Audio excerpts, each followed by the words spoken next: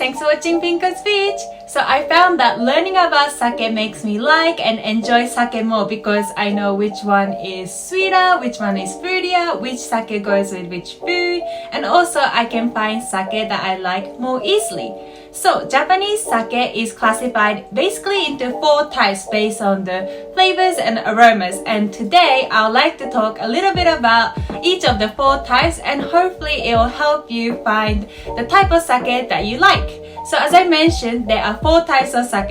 One is a fruity type, one is a light and smooth type, one is a rich full-bodied type, and the other one is the mature type.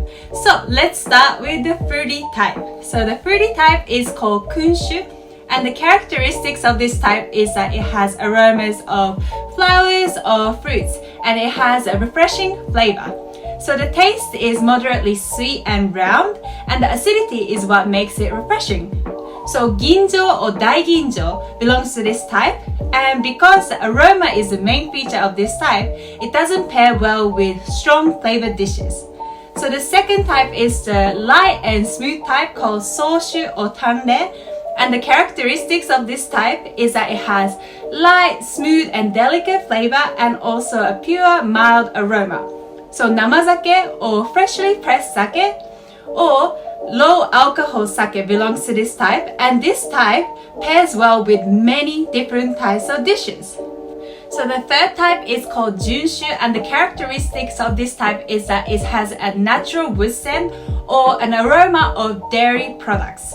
So they can be sweet with acidity, slightly bitter, and have a well-rounded richness. So junmaishu or honzoshu belongs to this type, and it's recommended to pair it with different types of dishes except for delicate foods. And the fourth type is a mature type called jukushu, and it is known for having a strong and complex aroma reminiscent of dried fruits or spices and has a full-bodied taste. So sake such as koshu, which is an aged sake, belongs to this type, and it's recommended to pair it with rich flavored dishes. This is a dish called spicy chicken, and it goes well with fruity sakes, so kunshu type sakes. It's a very easy dish to make and it's delicious. To learn how to make it, check out episode 1 of How to Make. Delicious salmon carpaccio. Very light and refreshing. Goes well with a light and smooth sake, soushu type sake. Recipe can be found episode 10 of How to Make. Let's see what goes well with a full-bodied sake, the junshu type. Cheesy dishes. Cheese fondue with broccoli. Also, meaty hamburgers. Check out episode 4 and 9 and become the talk of the night at a dinner gathering.